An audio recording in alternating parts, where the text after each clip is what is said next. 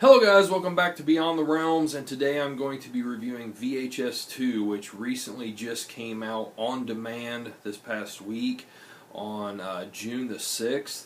VHS is of course a sequel to the underground cult sensation film anthology film from last year, VHS, which got very mixed reviews. A lot of people didn't think it was put together very well. And, I guess just didn't really like it overall. I myself really enjoyed it. I watched it on demand. I got a chance to see it in the theaters. It's not a perfect film. It had its flaws, but I really liked it, and I was really looking forward to a sequel. So tonight I checked it out on Vudu. It's for rent on there right now for $9.99. So, apparently it's going to have a small limited theatrical run in July, but they're doing this just how they did last year, where it's released on demand first. So I went ahead and rented it, and I'm going to give a brief rundown of each story here. As is the case with all anthology films, where it's a collection of short films, it's hard to really talk a whole lot about it. So I'm going to do this as spoiler free as possible. First up, I guess we'll go ahead and talk about the wraparound story called Tape 49 by Simon Barrett. This is, there's this guy and girl who are looking for a college co-ed who has been missing. Now, one of the complaints from the first film is the wraparound story wasn't very good, which I can agree with that. It was kind of garbled. It didn't really make a whole lot of sense, and I think the same case kind of plays into this film.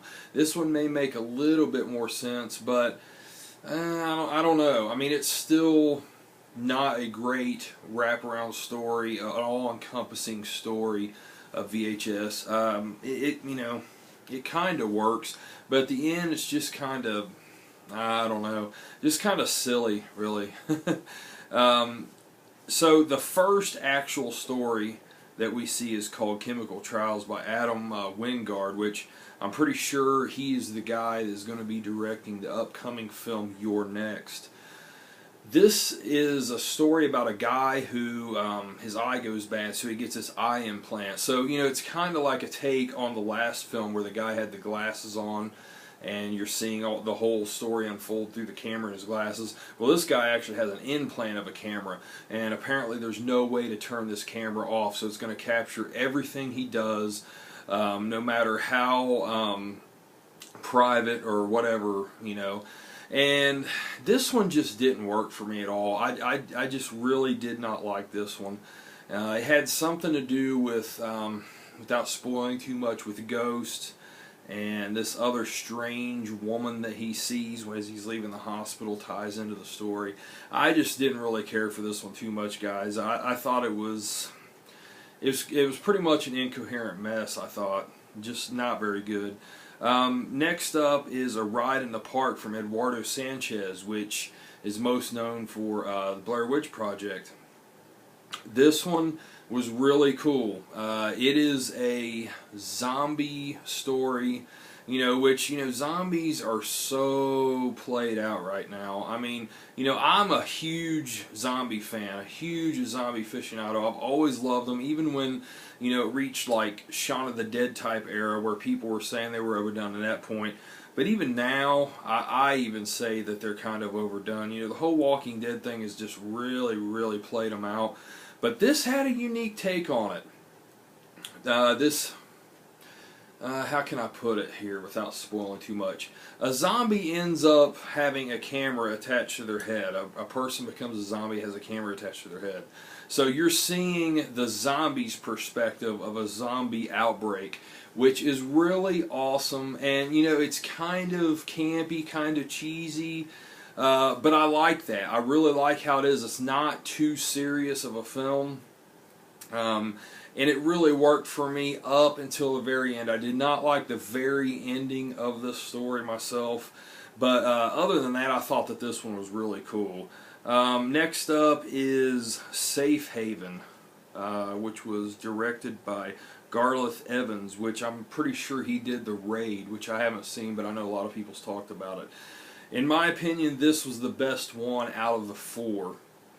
You know, this kind of, and the reason why is because it kind of is like a real type deal. You know, this is about a suicide cult. You know, kind of in the vein of like a David Koresh out of Waco, Texas, or a Marshall Applewhite. You know, the Heaven's Gate cult, the people that killed themselves that wore the Nike shoes 15 some odd years ago.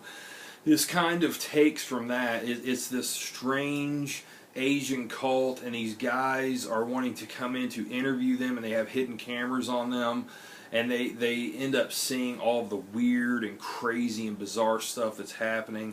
And you know, the cult leader, of course, is just out of his mind, and he exhibits all this really bizarre behavior right there as they're there. And, you know, like I said, it's very reality-based, and it's very, you know, disturbing, the things that you're seeing. And then, as the story progresses, this is probably also the longest one out of the four. As it goes along, it kind of starts to take on a different turn. It gets more graphic, it gets more outrageous, and more horrific. And it kind of like... you know, the second half of this story kind of reminded me of like a Fulci film. It's kind of like if Fulci decided to do a take on Marshall Applewhite or David Koresh. It really gets very graphic. It gets very surreal. It's kind of like, it almost seems like the gates of hell have opened in this story. I was thinking the whole time, like, oh my God, man, this is really Fulci-esque. I just really liked it a lot. I think a lot of you guys will really enjoy this one. It was awesome. Very graphic as it moves along, and it's a disturbing story. Just very cool. And last but not least is Alien Abduction Slumber Party by Jason Eisner, which did Hobo with a Shotgun. This one, you know, at first I wasn't sure how to take it. It's very...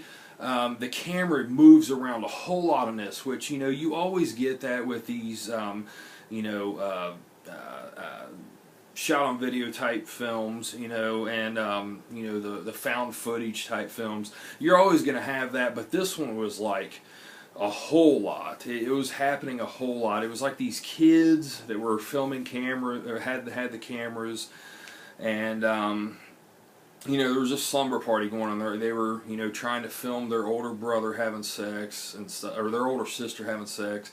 And eventually the camera ends up being on the dog in the house, which that was a pretty cool take too. But there's all this weird stuff going on, and you know, you can guess, an alien abduction slumber party. The name of the story speaks for itself.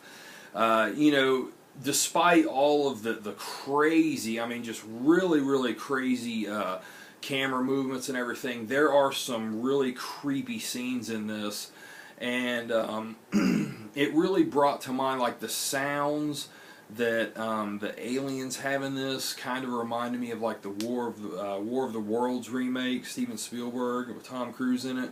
How it has like that droning sound to it. It kind of reminded me of that. And, you know, but it just had some creepy moments too, you know, despite all of the crazy movements. There was times where the camera would really focus on something, and Jason Eisner really captured some creepy moments in this. So yeah, guys, like I said, Safe Haven was the best one in my opinion. Now, is this film better than the first one? I don't know. It's hard to say. You know, I really need to see it again. I just didn't like the first one at all, but the second, third, and fourth film in this I really liked.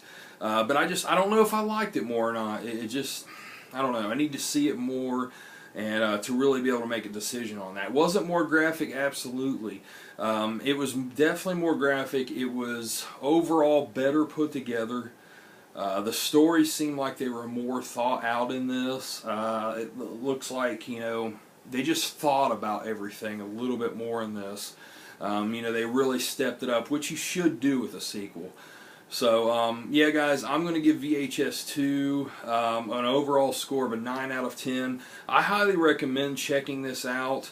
If you like the first film, I would say you're definitely going to like this. And if you didn't like the first film, I say give this one a shot because it's pretty different than the first one. Well, not really. It's the same concept, but just like I said, overall, it just seems like it's better put together.